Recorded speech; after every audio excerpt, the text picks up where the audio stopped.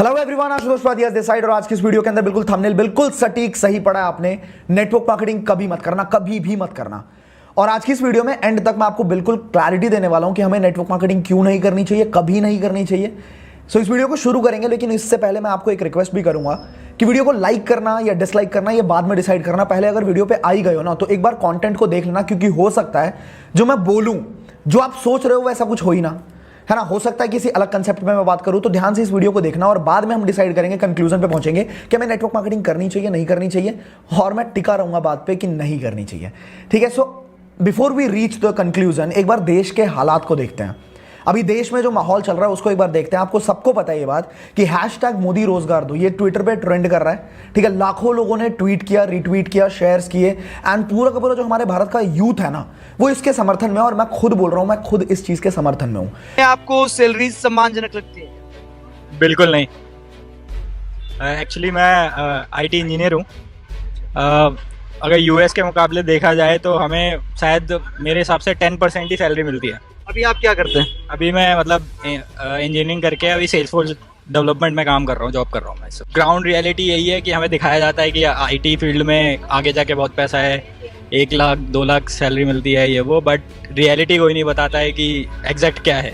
जो हमारा एजुकेशन है, जो चीज़ें सिखा रहा है, वो अब इंडस्ट्री में यूज़ ही नहीं होती हैं। अब सब कुछ आपने कहा डिजिटल हो गया, और आप देखिए एसएससी की प्रक्रिया में क्या डिजिटल है। जितने गंदे तरीके से एग्जाम ले रहे हैं, किसी से पूछ लीजिए, रेलवे का एग्जाम हो रहा है 4 महीने 5 महीने से प्री चल रहा है। ये डिजिटलाइजेशन है। अजीब सी बकवास हो रही है। मतलब अगर ये बातें मोदी जी को भी पता चले तो शायद हंसेंगे, हा ये क्या हो रहा है देश में। क्योंकि आप खुद सोचो, जब एक स्टूडेंट कॉलेज के अंदर होता है, जब वो फर्स्ट ईयर में होता है, वो अपनी पूरी प्लानिंग करके रखता है कि भाई मैं आज फर्स्ट ईयर में हूं, मैं 3 साल बाद अपना ग्रेजुएशन कंप्लीट कर लूंगा, उसके बाद मैं इस टाइम पे, इस डेट पे, इस ईयर पे एग्जामिनेशन के अंदर अपीयर करूंगा, मैं इस टाइम पे एग्जामिनेशन दूंगा, इस टाइम पे मेरे रिजल्ट्स आएंगे, फिर मेरी जॉब लग जाएगी, फिर मैं अपनी लाइफ में सेटल हो जाऊंगा, अपनी शादी वादी करके एकदम प्रॉपर सेटल्ड लाइफ मैं जीऊंगा।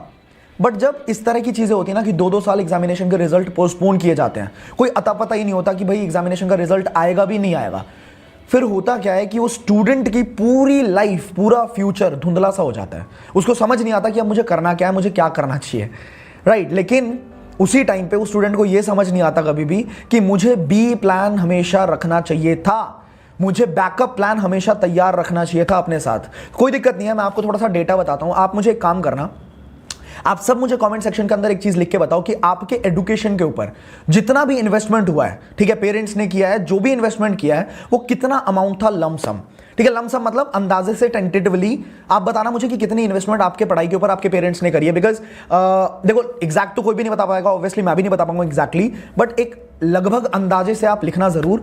और आपको मैं एक डेटा देता हूं, बिल्कुल शॉक कर देगा। और जो भी चीजें मैं बोलूंगा ना, जो भी डेटा मैं आपको देने वाला हूं, सारे सोर्सेज आपको डिस्क्रिप्शन बॉक्स में मिलेंगे, जाके आप खुद भी रिसर्च कर सकते हो। तो डेटा यह है कि इंडिया की पर कैपिटा इनकम का मतलब होता है कि इंडिया का जितना भी जीडीपी है, ठीक है, उस जीडीपी को अगर पॉपुलेशन से डिवाइड करें तो पर कैपिटा इनकम निकलती है। मतलब एक इंसान एवरेज इतना पैसा कमा रहा है, और एवरेज इंडियन की इनकम है 1,26,000 पर एनम, मतलब लगभग 10,500 के आसपास महीने की इनकम बनती है एक इंडियन की, राइट। एक लगभग एकदम एवरेज वाली इंडियन इनकम की बात कर रहा हूं मैं। अब आप सोचो, अगर हमारे एजुकेशन के ऊपर 15 लाख 20 लाख रुपए इन्वेस्ट हो चुके हैं, और वहां पे पर कैपिटा इनकम निकल के आ रही है 10,000, तो लगभग 0.5% के आसपास हमारे को मंथली इंटरेस्ट आ रहा है।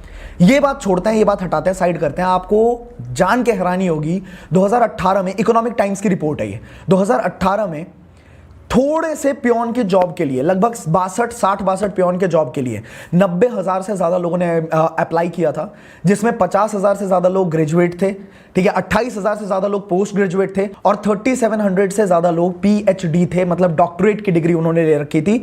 ये हालत है मार्केट में जॉब्स की, वो भी लॉकडाउन के पहले, कोरोना के पहले, ठीक है। कोरोना के बाद क्या हुआ वो भी हम डिस्कस करने वाले, बट कोरोना से पहले ये हालात थे। पर नेटवर्क मार्केटिंग मेरे भाई कभी मत करना, कभी भी मत करना, क्योंकि नेटवर्क मार्केटिंग क्या रिजल्ट्स देगा ये भी हम डिस्कस करेंगे, बट नेटवर्क मार्केटिंग कभी मत करना। इसके आगे चलते हैं, थोड़ा सा समझते हैं कि 2018 की रिपोर्ट है। 2018 में क्या हुआ था आपको पता है? जितने भी सुसाइड्स हुए थे ना, उन सुसाइड्स में अनएम्प्लॉयमेंट की वजह से 9.7% लोगों ने सुसाइड किया था। हम सबको ये बात पता है कि फार्मिंग सेक्टर के अंदर सबसे ज्यादा सुसाइड्स होते हैं, बट उस साल फार्मिंग सेक्टर में सिर्फ 7.6% सुसाइड्स हुए थे, बट अनएम्प्लॉयमेंट की वजह से 9% से भी ज्यादा सुसाइड्स हुए थे। मतलब अनएम्प्लॉयमेंट की वजह से जहां पे 12,000 लोगों ने सुसाइड किया था, वहीं पे 10,000 लोगों के सुसाइड्स हुए थे फार्मिंग सेक्टर की वजह से। अब मुद्दे की बात ये आती है कि इतनी बुरी हालत है क्यों? क्या यूथ में टैलेंट नहीं है? यूथ में पोटेंशियल नहीं है? क्या यूथ के अंदर कैलिबर नहीं है?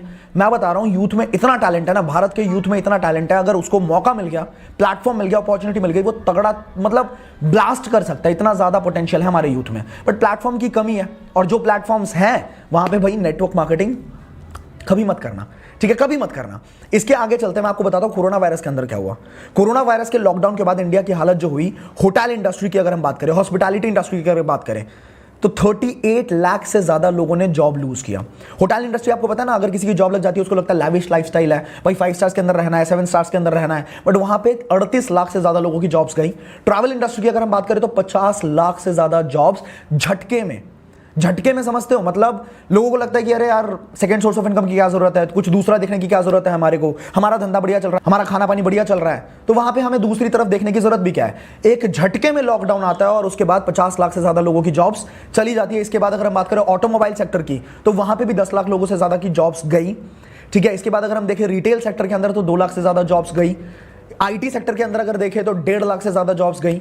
स्टार्टअप्स के अंदर अगर देखें तो 1 लाख से ज्यादा जॉब्स गई। Banks, financial services, insurance sector, इन सब के अंदर 30,000 से ज्यादा जॉब्स गई।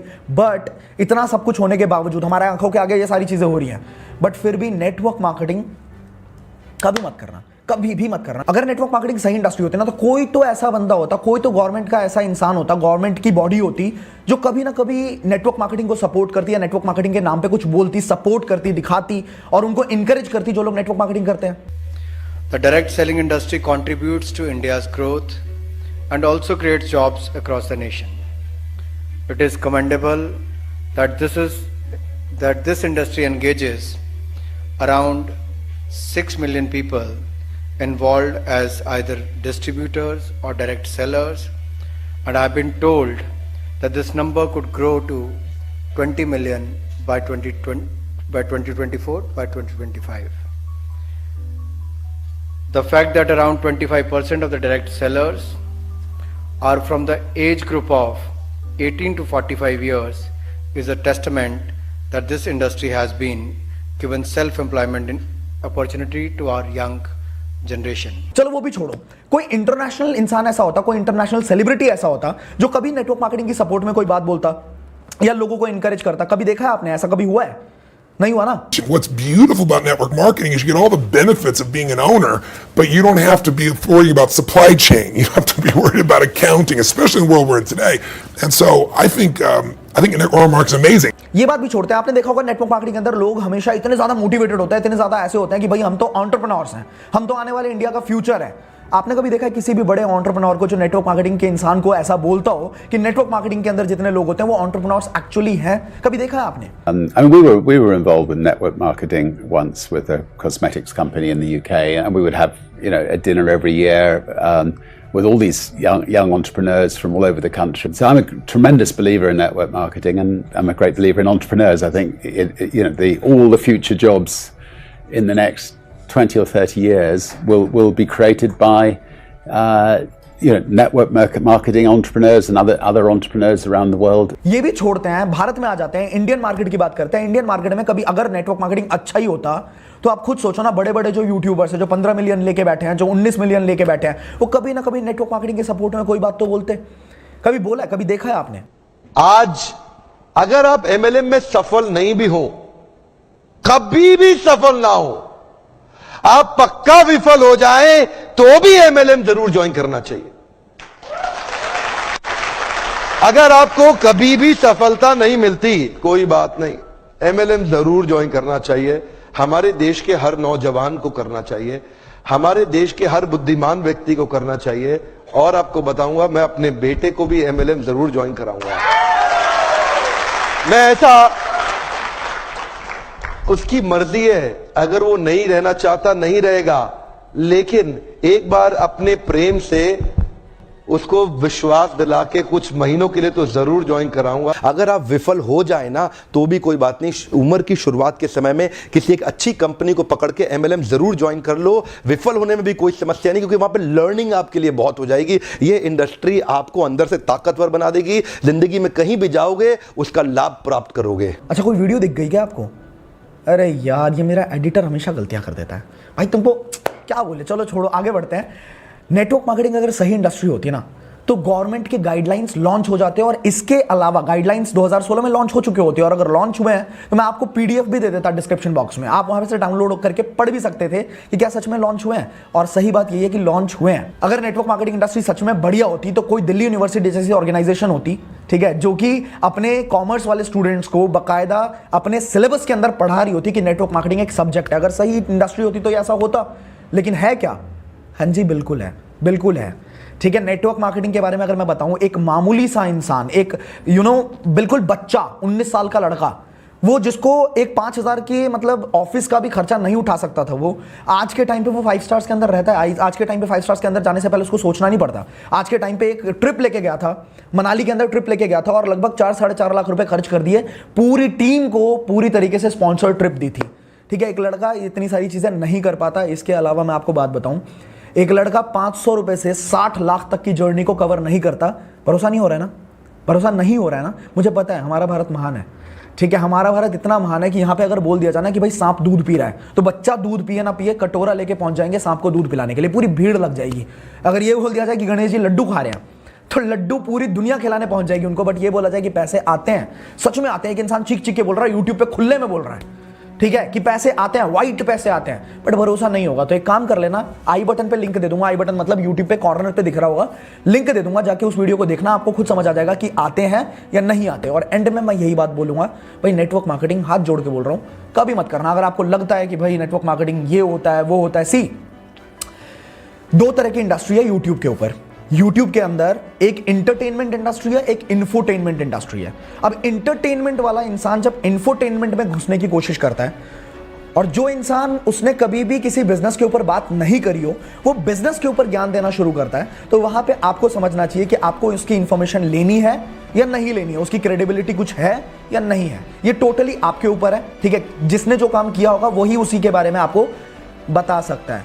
जिसका काम उसी को साजे और करे तो ठेंगा बाजे। तो अगर आपको अच्छी लगी ये वीडियो, आप अपनी पूरी टीम के साथ शेयर कर सकते हैं इस वीडियो को, उन लोगों के साथ शेयर कर सकते हैं जो लोग हमेशा यही बात बोलते हैं कि नेटवर्क मार्केटिंग कभी मत करना। अगर अच्छी लगी ये वीडियो, आपको लाइक जरूर करना है इस वीडियो को, ताकि मेरे को इंस्पिरेशन मिलती है इससे। एंड कमेंट करके मुझे बताना कि आपको कौन सा पार्ट सबसे ज्यादा बढ़िया लगा है। शेयर जरूर करना अपनी पूरी टीम के साथ, ताकि उनको भी एनकरेजमेंट मिले कि वो एक सही इंडस्ट्री के साथ एसोसिएट होकर काम कर रहे हैं। और फाइनली सब्सक्राइब जरूर कर देना चैनल